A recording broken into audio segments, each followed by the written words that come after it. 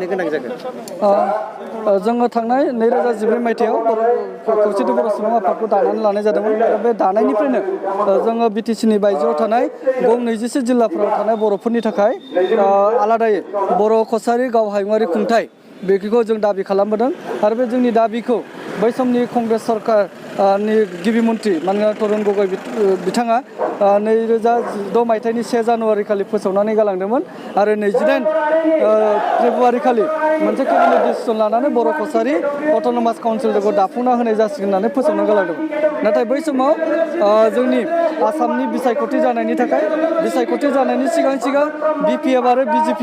मोननैजों जिहेतु एलायन्समोन आरो बै एलायन्स जानाय समाव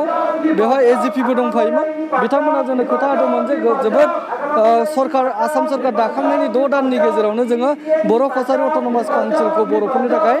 दाना होनाय जागोन होननानै। नाथाय बे नुबाय 6 दान नङा जोंना 5 बोसोर थांनोसै 6 दानल' बाखि दङ। दिनैनि दिनाव फैबाय थानाय मार्च दानाव जिहेतु जोंना इलेक्सनानो जाफिनसिगोन दा बैसिमावबो जोंहा दिनैसिम जोंनि बर' कसारि अट'नमास काउन्सिलखौ दानानै होआखिसै। गेजेराव जोङो बर'नि जेंनाखौ फोजोबनो थाखाय गासै बर' माहारि बा जायफ्रा बड'लेण्ड दाबि खालामनानै सोमावसारदों बैसोरजों जोङो खौसेथि बर' सुबुं आफादा थांनाय 27 जानुवारि 2020 मायथाइ खालाराव आसाम सरकार, भारत सरकार, दुलाराय बर' फरायसा आफाद, NDFBनि खावब्रै बाहागो आरो जोंनि खौसेथि बर' सुबुं आफादजों मोनसे गोजोन गोरोबथा जायो आरो बे गोजोन गोरोबथाखौ जों BTR गोरोबथा होननानैबो मिथिगौ आरो बे BTR गोरोबथानि गेजेरजों जोङो बर' कसारि वेलफेयार काउन्सिल बर'फोरनि थाखाय दाना होगोन होननानै क्लज मोनसे लाबोफादों। दा दुखुनांथाव बाथ्राया बेसो बैखौ दाफुंनायनि गाहाय बिबाना जोंनाव आसाम सरकार दंमोन आरो आसाम सरकारनि WPT आरो BC मिनिस्टारनियाव बे दंमोन आरो फारसेथिं आसाम सरकारनि WPT आरो BC मिनिस्टारा जोंनिनो BPF हानजानि जोंनि बर' सुबुं चन्दन ब्रह्म बिथाङानोमोन। बिथाङा गुबुन मोनथाम हारिनि थाखाय काउन्सिल लाबोबाय बेखौ जों जोबोद बरायबाय, बेखौ जों बरायदों। फारसेथिं जोङो जोंनि दा बर' कसारि वेलफेयार अट'नमास काउन्सिलखौ जिहेतु चन्दन ब्रह्मआ बिल लाबोनांगौमोन बिथाङा डिपार्टमेन्टेल मिनिस्टार जानानै बिल लाबोआखिसै, बिनि थाखाय जों दिनै दुखु फोसावदों। जों आसाम सरकारनियाव दिनैसिमबो फोथायनाय लाखिदों, दिनैसिमबो आस्था जों लाखिदों जे आसाम सरकारा जोंनो फैबाय थानाय नैबे गुसुं समनि गेजेराव जाहाथे जोंनो मावफुंनो हायो बेखौनो जों दिनै दाबि दैखांदों। आरो जों मिथिगौ जोंनाव उइन्टार सेसन जागोन आरो जोंनि मिथिगौ बे उइन्टार सेसनाव गेदेर डिसिसन जों लानो हानाय नङा आसाम एसेमब्लियाव, मानोना बेयो जोबथा सेसन जागोन। बेखौ जोङो भट अफ एकाउन्ट होननानै बुंगोन। बे भट अफ एकाउन्टआव जोङो गेदेर डिसिसन लायाब्लाबो जोंनि बर' कसारि वेलफेयार अट'नमास काउन्सिलनि बिलखौ जिहेतु पास खालामनो हानाय प्रभिजन दङ, बेनिखायनो बेखौ जोबोद गोख्रैनो पास खालामनांगौ होननानै जोङो दिनैनि नैबे हाबाफारिखौ लादों। आरो बे हाबाफारियाव जों गाहायै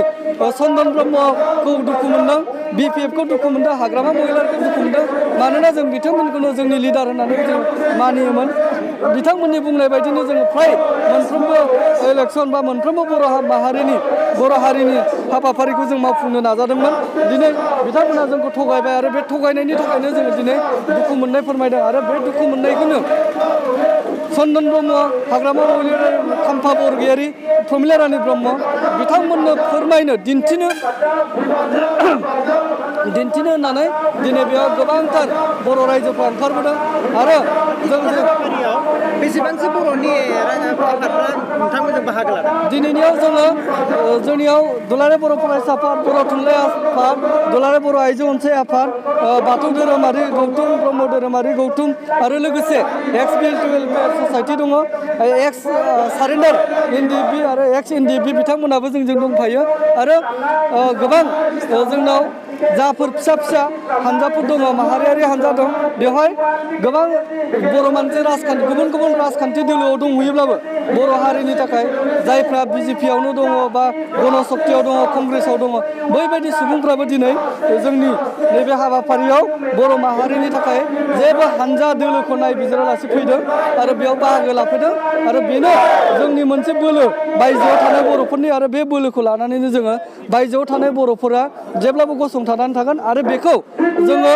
रोखायै बुंनो नागिरदों गोख्रोङै बुंनो नागिरदों जे बिटिआरनि सिङाव थानाय बर'फ्राबो जोंखौ सिनायनायनि गोनांथि जाबाय जोंखौ सिनायनांगौ सम जाबाय जोङो नागारनाय नङा आरो जोंनि जा मोन्थाय आरो बेखौ जोङो माब्लाबाबो गारनाय नङा आरो बिनिखायनो बिथांमोनखौ जों खावलायदों जोंनिखौबो मदद खालाम आरो जोंबो मदद खालामो बड'फा उपेन्द्रनाथ ब्रह्मआ बुङानो लिभ एन्ड लेट लिभ जों बुंदों जोङो बिटिसिनि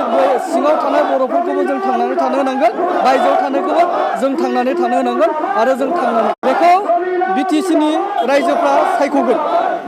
बड'लेण्डआव थानाय बर' रायजोफ्रा भटार्सफ्रा सायख'गोन जिहेथु जोङो बिपिएफनो भट होनो मोनथाय जोंहा गैया जों बिपिएफखौ बुंनो हादों लोगो लानो हादों दिनै जिहेथु बिपिएफआ आसाम सरकारजों बायो बेनिखायनो जों बिथांमोनखौ रायदों थ' बेनिखाय बिथांमोना दिनैनि नैबे जोंनि खामानिखौ मावनानै होयैनि नामाव बिथांमोना राजखान्थियारि भाबै लाब जादों लस जादों जों बेखौ बुंनो थाङाखै आरो बिथांमोना फैगोन समाव नैबे 2021 मायथाइनि जानाखि आसाम बिधान सभानि बिसायख'थि बे बिसायख'थिसिमाव बिथांमोना जुदि जोंनो दानानै होआबा जों फैबाय थानाय बिसायख'थियाव बिथांमोनखौ बे जाहोनखौथ' जों बुंनो हाला हयथ' बिथांमोना बिपिएफ हान्जाया गावसिनि बिटिसि इलेक्सनखौ नायनानै माबा दाजाबदानखौ खालामदों खोमा जों बेखौ मिथिला नाथाय जों बेखौल' मिथिगौ जोंखौ थगायदों जोंखौ थगायबाय आरो बे थगायनायनि थाखायनो दिनै जोङो रागा जोंदों दुखु मोनदों आरो गावनि असे बिदा फंबायब्लाबो जोङो मुर्दाबाद आरो जोंनि मा होनो गो बेक बुंनांगौ बायद' जादों जों आरो दा नोंथांमोननि जिहेतु आफादा फैबाय थानाय 2021 मायथाइनि जिहेतु इलेक्सन बेनि सिगां जुदि दाफुंना होआबा मा बेबस्था लानाय सानदों जोङो बुंबाय थादों जे जोंनो 21 इलेक्सननि सिगां जाय हानजाया जोंनो दाफुंना होगोन बेजोंसो जों थागोन बिपिएफआ जिहेतु जोंखौ थगायखाबाय थ' बेखौ बिपिएफखौ जों गारनायनि लामायाव दङ गाबोननो जुदि बिपिएफआ दानानै होयोब्ला दिनै दानानै होयोब्ला हयथ' जों थाफिननोबो हागौ दा बेनिखायनो जों बुंबाय थादों जोङो जोंनि थाखाय जोंनि बर' माहारिखौ जों संरैखा होनायनि थाखाय जाय राजखान्थि हान्जाया जोंनो मदद खालामगोन बा जोंनि खामानिखौ मावनो होगोन जों बिथांमोनखौबो मदद खालामगोन आरो जोबथारनाय नोंथाङा चन्दन ब्रह्मखौ मा बुंनो सानो चन्दन ब्रह्मखौ बिथाङा सासे मा होनो पलिटिसियान आरो बिथाङा पलिटिसियान हिसाबै थानाया मोजां नाथाय हारिखौ लानानै पलिटिक्स खालामनायखौ जों मोजां मोनाखै खारन हारिया मोनसे आलादा इसु पलिटिक्सआ मोनसे आलादा इसु मोननैबो गोरोबा स' बेनिखायनो आङो बिथांखौ गोख्रों रावजों सोंखारिदों हारिखौ लानानै पलिटिक्स खालामनायनि थाखाय बिथाङा मा पलिटिक्स खालाम नाथाय जोंनि